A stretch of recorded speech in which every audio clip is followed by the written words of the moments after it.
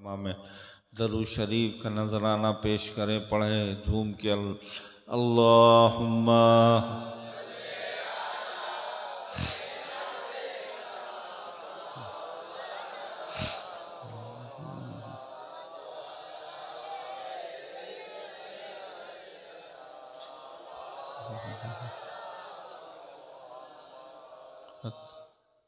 सबसे पहले तो महाजन टोली के जितने लोग हैं और जलसा कमेटी, सभी नौजवान, बहुत बहुत मुबारक हो जिन्होंने ये महफ़िल, जो अल्लाह अल्लाह के रसूल की महफ़िल है, इस महफ़िल को इतने अच्छे से सजाया है। अल्लाह हम सब की दुनिया और आखिरत को भी ऐसे ही सजा दे रब्बुल आलमीन।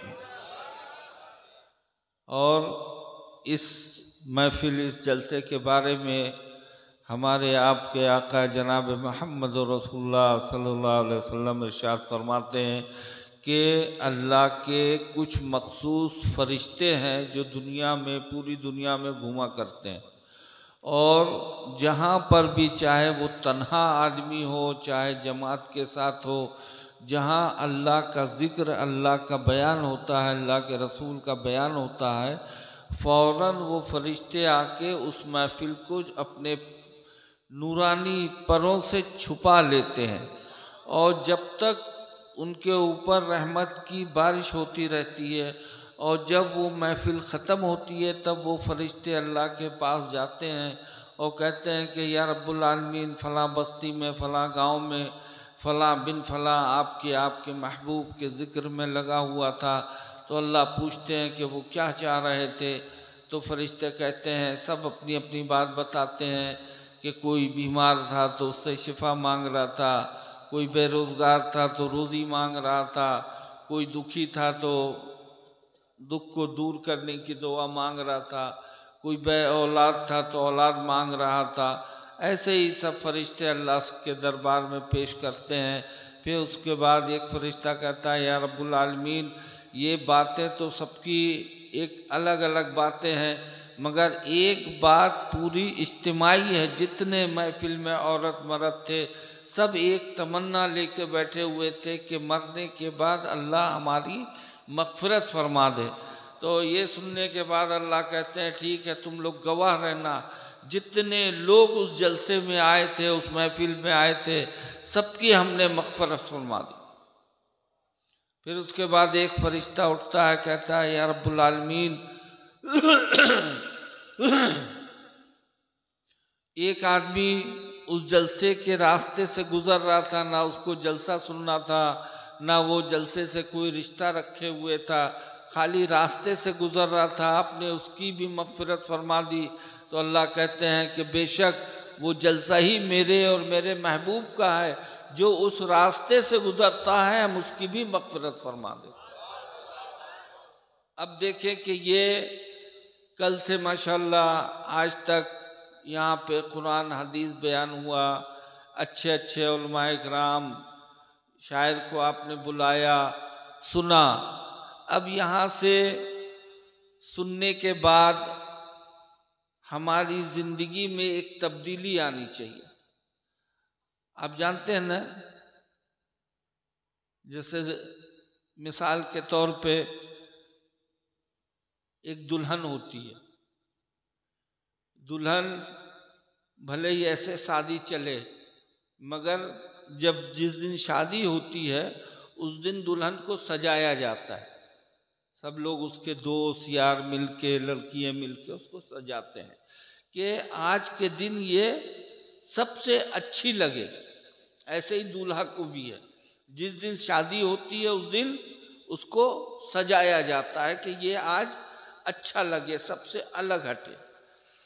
ऐसे ही हमें आपको सोचना चाहिए कि जब हमने कलमा ला इलाहा इल्लल्लाह मुहम्मदुर रसूलुल्लाह पढ़ा है, तो अब हमारी ज़िंदगी कैसे संवरेगी, कैसे जो है हम अपने आप की, अपनी रूह को खूबसूरत बनाएंगे कि जहाँ भी जाएं, दुनिया में रहें चाहे आखिरत में जाएं, कब्र में जब सवाल जवाब हो तो हमारी रूह इतनी सजी हुई हो कि फरिश्ते उसको देख के अपने सवाल जवाब को आसान कर दे कि ये एक अल्लाह का हकीर बंदा आया है, एक अल्लाह का चहीता बंदा मेरे पास आया है, जिसने कलमा ला इलाहा इल्लल्लाह मुहम्मद रसूलुल्लाह पढ़ा, उसके बाद इसने नमाज की पाबंदी की, इसने रोज़े की पाबंदी की, इसने हज की पाबंदी की, इसने ज़कात की पाबंदी की, इसने जो है माँ बाप के साथ अच्छा सलूक, अच्छा हुस्न इखलाक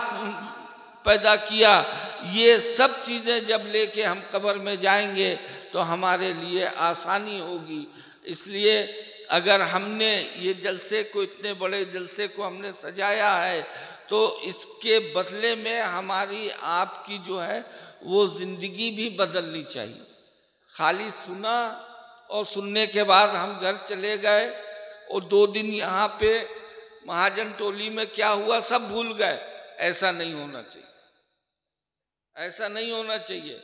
अगर इतने लोग में कल से आज तक में सुना और सुनने के बाद उस पर अमल कर लिया, तो कम से कम अगर हमने सच्चे दिल से इस जलसे में आके बैठे हैं और कुरान हदीस को सुना है, तो हमारी ज़िंदगी में तब्दीली आना चाहिए। कमेटी वाले जितने हैं या ऐसे जो ये इस गांव के नौजवान हैं या जो बाहर के हैं, उसके अंदर इतनी तब्दीली तो कम से कम आना चाहिए कि 5 वक्त के नमाजी बन जाए, 5 वक्त के नमाजी बन जाए, खुद तो खुद बने, अपने साथी को भी नमाजी बने। जितनी औरतें यहाँ पे आई हैं, पर्दा औरत के ऊपर फर्ज है, इतनी औरतें यहाँ पे हैं, उसमें से कम उनके दिल में इतना असर होना चाहिए कि 10, 20, 100, 50 औरतें जो है वो कल से सर ढाक के चलने लगे, औरतें सर ढाक के चलने लगे कि ये अल्लाह का हुक्म है, कोई मौलाना मौलवी का पीर का हुक्म नहीं है कि सर ढाक के चलो, पर्दे में रहो। ये अल्लाह का हुक्म है। अगर अल्लाह का हुक्म हमने मान लिया तो समझिए कि हमारी दुनिया भी संवर गई और आखिरत भी संवर गई। और अल्लाह की बात को ना मान के अगर हमने अपनी ज़िंदगी गुजारी तो वो शैतान वाली ज़िंदगी होती है, मनचाही ज़िंदगी होती है कि जब चाहा जो है वो पर्दे में रह लिए, जब चाहा सर ढाक लिया, कोई बड़ा आया सर ढाक लिया, जब कहीं और घूमने के लिए गए तो सर से दुपट्टा हट गया। अल्लाह से पूछा जाएगा, अल्लाह पूछेगा तुमसे मरने के बाद कि हमने तुम्हारे ऊपर पर्दा फर्ज किया था, तुमने जो है अपने आप को बुर्का ओढ़ के पर्दे में रह के चलना फिरना सब चीज जायज़ है, तिजारत करना जायज़ है, औरत तिजारत कर सकती है, मगर सब कुछ पर्दे में रह के कर सकती है, पढ़ सकती है, डॉक्टर MBBS सब कुछ बन सकती है, मगर पर्दे में रह के कर सकती है, खुला रहने की इजाज़त नहीं है। अगर खुली है हुई औरत है तो हर वक्त वो जो है उसके ऊपर अजाब हो रहा है और लानत हो रही है अल्लाह की, इससे नहीं बच सकते। और इसके अंदर हर बाप, हर भाई, हर शौहर, हर बेटे का जो है उससे पकड़ होगी। इसलिए हदीस में आता है कि एक औरत 4 आदमियों को जहन्नम में लेके जाएगी। जब वो मरेगी, औरतें कान खोल के सुने और जिनकी बेटियां हैं, बहन है, माँ है, वो सब लोग भी सुने कि उनकी भी पकड़ होगी और वो एक की वजह से 4 आदमी जहन्नम में जाएंगे। हुजूर की हदीस है, बेपर्दा औरत जब मरेगी, अल्लाह की ना फरमान, ना नमाज पढ़ा, ना रोज़ा रखा, बेपर्दगी से घूमी, उससे कोई चीज़ से कोई मतलब नहीं था। जब मरेगी अल्लाह का हुक्म होगा कि इस औरत को जहन्नम में लेके जाओ। वो औरत कहेगी, या रब्बुल आलमीन, अगर आज हम जहन्नम में जा रहे हैं तो इसके पीछे एक आदमी का हाथ है, उसको भी बुलाया जाए। अल्लाह पूछेगा वो कौन है? वो औरत कहेगी मेरे बाप को बुलाया जाए। उसका बाप आएगा, वो औरत बोलेगी या रब्बुल आलमीन, आज जो हम जहन्नम में जा रहे हैं इसके पीछे मेरे बाप का हाथ है। अगर मेरा बाप तबलीग करता, कहता कि बेटा नमाज का टाइम हो गया तुम नमाज पढ़ो, रमज़ानुल मुबारक का महीना आता, कहता कि बेटा तुम जो है तो रोज़ा रखो, पर्दा की जो है हमको ताकीद करता कि पर्दे में रहो, तो हो सकता है कि बाप की बात मान के मैं शरीयत पे चलती और आज जहन्नम में नहीं जाती, जन्नत में जाती। अल्लाह कहेगा ठीक है, इसके बाप को पकड़ो, इसको पकड़ो, जहन्नम में डाल। फिर वो औरत रुकेगी, या रब्बुल आलमीन अभी एक आदमी और बचा है। अल्लाह पूछेगा, अल्लाह को सब मालूम है, ये हमको सबक देने के लिए ये हदीस है कि हम सुधर जाएं, अल्लाह से डरना सीख जाएं, अल्लाह के अजाब से डरना सीख जाएं, जहन्नम के अजाब से डरना सीख जाएं। वो औरत बोलेगी मेरे बेटे मेरे भाई को बुलाया जाए, उसका भाई आएगा। फिर वो औरत वही बात दोहराएगी कि ये मेरा भाई था, बहुत प्यार करती थी मैं इससे, ये भी मुझसे बहुत प्यार करता था। अगर भाई अपनी मोहब्बत का वास्ता देके हमको शरीयत की बात समझाता तो हो सकता है कि भाई की मोहब्बत में मैं नमाज भी पढ़ती, रोज़ा भी रखती, पर्दे में भी रहती, शरीयत पे चलती, तो आज जो मैं जहन्नम में जा रही हूँ जहन्नम में न जाती, मैं जन्नत में जाती। अल्लाह कहेंगे ठीक है, इसके बाप को पकड़ो, इसके भाई को पकड़ो, दोनों को जहन्नम में डाल दो। फिर वो औरत कहेगी या रब्बुल आलमीन अभी एक आदमी और बचा है। अल्लाह पूछेगा वो कौन? फिर वो औरत कहेगी या रब्बुल आलमीन मेरे शौहर को बुलाया जाए, इसलिए कि जब तक मेरी शादी नहीं हुई थी मेरा मालिक मेरा बाप और मेरा भाई था, और जब शादी हो गई हम निकाह में चले गए, उस वक्त से मेरा मालिक मेरा शौहर हो गया। शौहर भी अगर हमको तंबी करता कि तुम पर्दे में रहो, रोज़ा रखो, नमाज करो, शरीयत पे चलो, अल्लाह से डरते हुए ज़िंदगी गुजारो, तो शौहर की मोहब्बत में मैं सब कुछ करती, मगर शौहर ने भी मुझको जो है वो तबलीग नहीं की और मुझको बाइक पे बेपर्दा घुमाता था, खूब मेकअप करा के अपने दोस्तों के सामने ले जाके बैठालता था, उनके साथ होटलों में खाना खिलाता था, उनके सामने जो है हंसी मजाक करता था, उनके साथ जो है वो चाय पिलाता था। उसने तो और हमारी ज़िंदगी को दूभर बना दिया था। अल्लाह कहेंगे ठीक है, इसके बाप को पकड़ो, भाई को पकड़ो, शौहर को पकड़ो, इसको सबको जो है ले जाके जहन्नम में डाल दो। फिर वो औरत रुकेगी, कहेगी या रब्बुल आलमीन अभी एक आदमी और बचा है। अल्लाह पूछेगा वो कौन? औरत कहेगी मेरे बेटे को बुलाया जाए।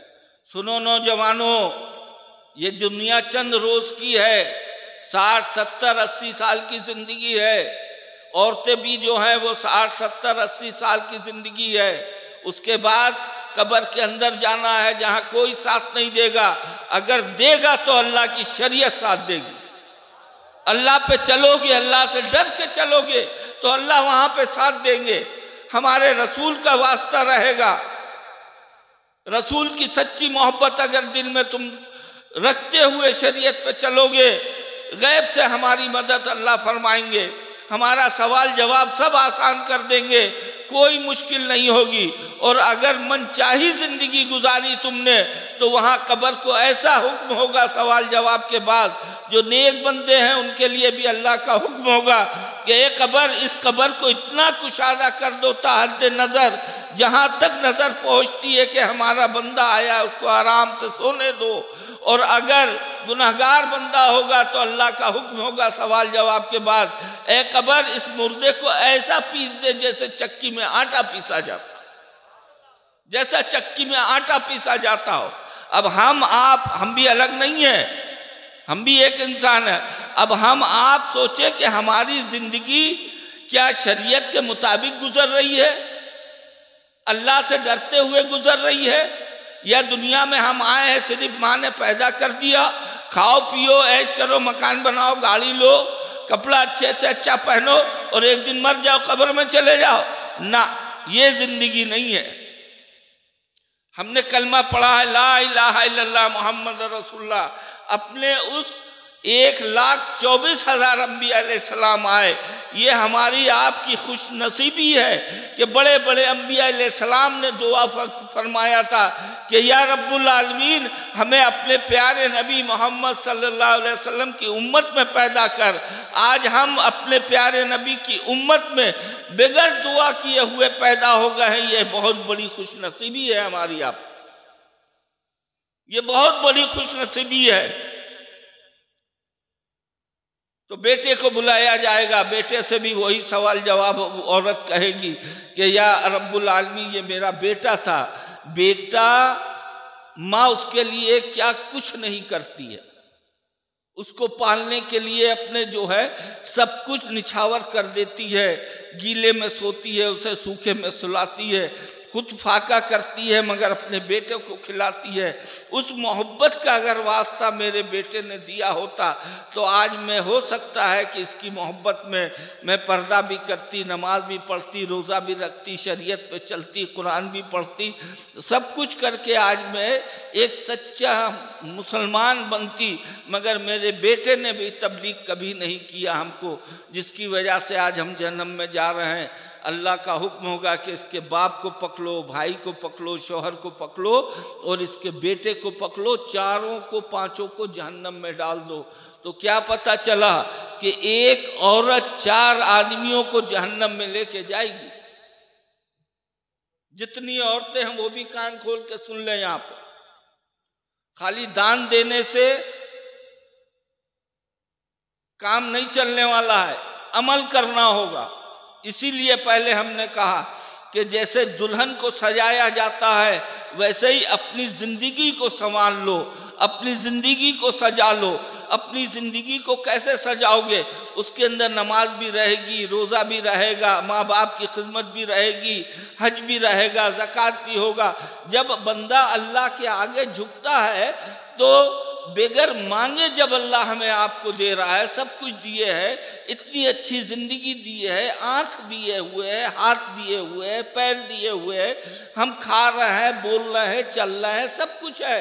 और जब उसके आगे झुक के हम मांगेंगे तो हमारा रब कहता है, अल्लाह कहते हैं कि जितनी मोहब्बत माँ अपने बेटे से करती है उससे 70 गुना ज़्यादा मोहब्बत हम अपने बंदों से करते हैं जो उसने कलमा ला इलाहा इल्लल्लाह मोहम्मद रसूलुल्लाह पढ़ा, कलमा पढ़ने वालों। अब आप सोचें कि हमारी जिंदगी कौन सी जिंदगी है?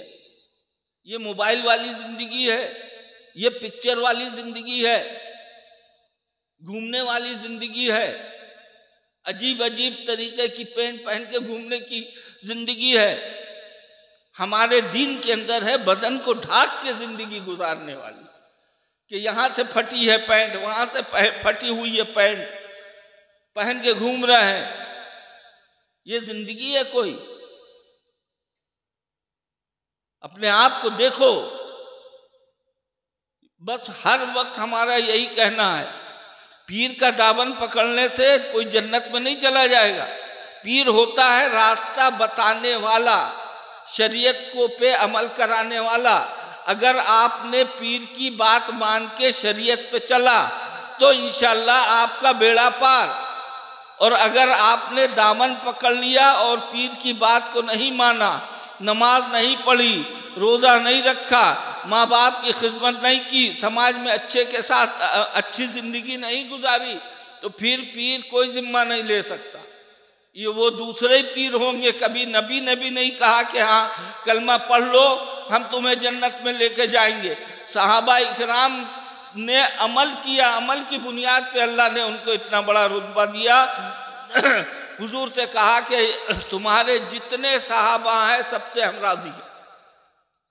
आप देख लिए, एक दफे हुजूर के पास एक सहाबी आए, कहने लगे कि या रसूलल्लाह बहुत गरीब हैं, फाका कशी। फाका मतलब जानते हैं? सुनो भाई, फाका मतलब कई दिन से खाना नहीं खाया, घर में कुछ नहीं है कि खाना खा के पेट भर सके।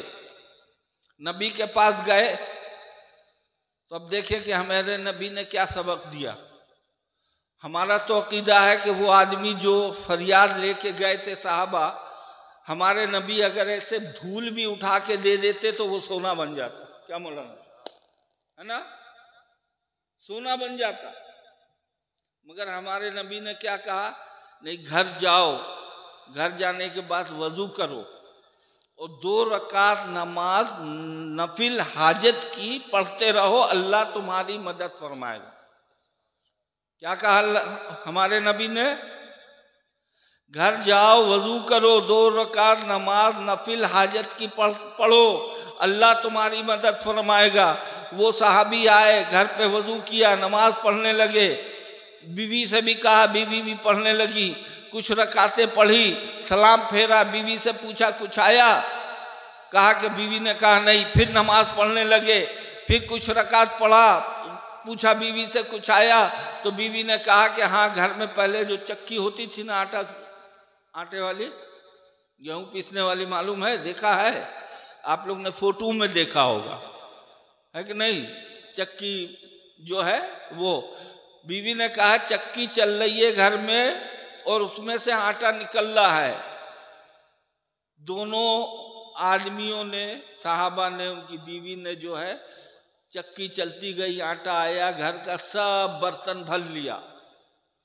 भरने के बाद वो सहाबी के ख्याल आया कि ये चक्की से आटा आ कैसे रहा है, इसको देखा जाए। तो उन्होंने जैसे उठा के देखा, आटा आना बंद हो गया। बहुत टेंशन में आए, गए नबी के पास, कहा कि या रसूलल्लाह, आए थे आपके पास, ऐसे ऐसे आपने कहा था नमाज पढ़ने को, हमने नमाज शुरू की, अल्लाह ने देना शुरू कर दिया। सुभान अल्लाह, है, देना शुरू किया। हमारे दिल में आया कि आटा आ कहाँ से रहा है। जैसे चक्की आया, चक्की उठाई, देखा आटा आना बंद हो गया। हमारे नबी ने कहा कि अगर तुम चक्की उठा के ना देखते तो तुम्हारे घर से क़यामत तक आटा आता रहता, बंद ना होता। तो अब देखें कि ये नफिल नमाज पढ़ने की इतनी बरकत है कि घर में कुछ ना हो, अल्लाह सब भर दे। अगर हम आप 5 टाइम फर्ज नमाज पढ़ेंगे तो अल्लाह कितना देगा कि रखने की जगह नहीं होगी, रखने की जगह नहीं होगी। अल्लाह से दोस्ती करके तो देखो, वो ऐसा रब्बुल आलमीन है, वो ऐसा रब है कि अपने बंदों का हाथ कभी खाली नहीं करने देता, खाली नहीं होने देता। ऐसा प्यारा रब है जो 70 माह से ज्यादा मोहब्बत करता हो, उसकी मोहब्बत का कोई ठिकाना ही नहीं है। अपने रब से जुड़ के देखो, रब से मोहब्बत करके देखो, रब से डरना सीख जाओ। हर वक्त देखो, हजरत मूसा अलैहिस्सलाम कहते हैं कि हमने कोहे तूर पे एक तजल्ली देखी थी, अल्लाह की बड़ी ख्वाहिश थी, अल्लाह ने कहा आ जाओ हम दिखलाएंगे, शॉर्टकट कर रहे हैं, थोड़ा गर्मी लग रही है। अल्लाह की एक तजल्ली देखी। उसके बाद मूसा अलैहिस्सलाम कह रहे हैं कि हजारों मील दूर अंधेरी रात में काले पहाड़ पे काली चूंटी चलती है, वो भी हम देख लेते हैं, वो भी हम देख लेते हैं। अब देखें कि एक नबी की ताकत, खाली अल्लाह की तजल्ली नूर देखने की ये हालत हो गई, तो हम आप पूरी कायनात जो है, अल्लाह हमें आपको हर वक्त देख रहा है। हम झूठ बोल रहे हैं तो भी अल्लाह देख रहा है, हम किसी की गीबत कर रहे हैं तो भी अल्लाह देख रहा है, हम माँ बाप की नाफरमानी कर रहे हैं तो भी अल्लाह देख रहा है, हम किसी से झूठ बोल के तिजारत कर रहे हैं वो भी अल्लाह देख रहा है। यानी कि हमारी हर एक चीज वो अल्लाह से छुपी नहीं है। मैं फिर भी हम जो है तो शेर होके घूम रहे हैं, कोई डर ही नहीं है अल्लाह का। सबसे पहले तो अल्लाह से डरना सीखो और हर वक्त मौत का ख्याल रखो। आज एक दिन पूरा हुआ 28 तारीख, समझो कि हमारी जिंदगी का एक दिन कम हो गया, एक एक दिन जिंदगी का कम हो रहा है। मगर कोई गम नहीं है। जैसे मिसाल के तौर पे बर्फ होता ना, सिल्ली आती है बड़ी, है ना, बड़ी सिल्ली आती है बर्फ की, वैसे ही हम आप हैं। माँ के पेट से निकले एक एक लम्हा हमारा आपका मौत के करीब हो रहा है। वैसे ही जैसे बर्फ की सिल्ली जब तक कोल्ड स्टोरेज तक में है जमी हुई है, और जब कोल्ड स्टोरेज से निकाल लो तो दुनिया की कोई ताकत उसको पिघलने से बचा सकती है? गलते गलते गलते 2 घंटा, 4 घंटा, 10 घंटा, 24 घंटा, बहुत ज़्यादा हुआ तो 72 घंटे के अंदर वो गल के पानी हो जाए। ऐसे ही हमारी आपकी जिंदगी है कि एक एक दिन मौत के करीब आ रहा है। किसी की 16 साल की जिंदगी है, किसी की 20 साल की, किसी की 22 साल, किसी की 40, 50, 60, 70, 80, 90, 100 तो लास्ट है। मगर फिर भी हमें डर नहीं है अल्लाह का, मौत का खौफ नहीं है कि हमको मरना है, कब्र में जाना है। जब कब्र में जाएंगे तो क्या लेके जाएंगे? कुछ है हमारे पास? इसीलिए हम सबसे पहले कहते हैं कि अपने मुरीदों से नमाज को पाबंदी से पकड़ लो। अगर नबी से सच्ची मोहब्बत है तो उसी नबी का कौल है, हमारे प्यारे नबी का, कि नमाज मेरी आंखों की ठंडक है। अगर तो हमने नमाज पढ़ी तो हमने अपने नबी की चोख को, आंख को ठंडक पहुंचाई। वही आगे नबी हदीस में आता है, अस्सलातु महराजुल मोमिनीन, नमाज मोमिनों के लिए महराज है। 5 टाइम अगर हम मस्जिद में नमाज पढ़ते हैं तो 5 वक्त अल्लाह से मुलाकात होती है, महराज होती है। दरूद शरीफ पढ़ोगे अल्लाह तुम्हारे दर्जात को बुलंद फरमाएगा, इस्तग़फ़ार पढ़ोगे अल्लाह तुम्हारे गुनाहों को ख़त्म फरमाएगा। आके जुड़ के देखो, अल्लाह की रहमत पा के देखो। आज इतनी बड़ी जो महफिल सजाई, कितना पैसा खर्च हुआ, कितने नौजवानों का, जिसने भी दिया है, 1 रुपया दिया हो, चाहे 1000 दिया हो, चाहे 10,000 दिया हो, चाहे लाख रुपया दिया हो, उसने वो रुपया कितनी मेहनत से कमाया, कमा के जलसे में दिया कि मौलाना मौलवी लोग आएंगे, कुरान हदीस बयान होगा, हमारा गांव सुधर जाए, नमाजी बन जाए। तो वादा करें कि इंशाअल्लाह इस महफिल की बरकत से, हमारी दुआ है कि जितनी औरतें यहाँ पे आई हैं, आदमी हैं, कोशिश करें नमाज पढ़ने की।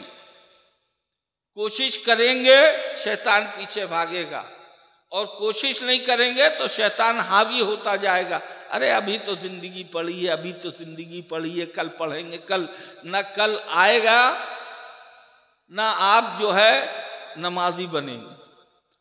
आज से नियत करें कि इंशाअल्लाह हम जो है आज से जो है नमाजी बनेंगे। औरतें नियत करें, यहाँ से उठें तो नियत करें कि इंशाअल्लाह कल से हम जो है आज से जो हम बुर्का ओढ़ेंगे, आज से जो हम पर्दे में रहेंगे, जो माँ बाप की खिदमत करेंगे। और अगर जो बच्चे माँ बाप से नाराज़ हैं वो आज ही अपने माँ बाप से जाके माफ़ी मांग लें, इसलिए कि हमारे नबी ने फरमाया है, सुबह से शाम तक जिसकी औलाद से माँ बाप नाराज़ रहेंगे, अल्लाह भी नाराज़ रहेगा। चाहे कितने ही दान करो, नमाज करो, रोज़ा करो, हज करो, ज़कात करो, कुछ भी करते रहो, जब तक माँ बाप न राज़ी होंगे अल्लाह राज़ी नहीं होगा। जब अल्लाह राज़ी नहीं होगा तो तुम्हारी कोई नेक काम अल्लाह के दरबार में कबूल नहीं होगा। अल्लाह हमें आपको कहने सुनने से ज़्यादा अमल करने की तौफीक अता फरमाए। व आखिर दावाना अनिल हम्दुलिल्लाह।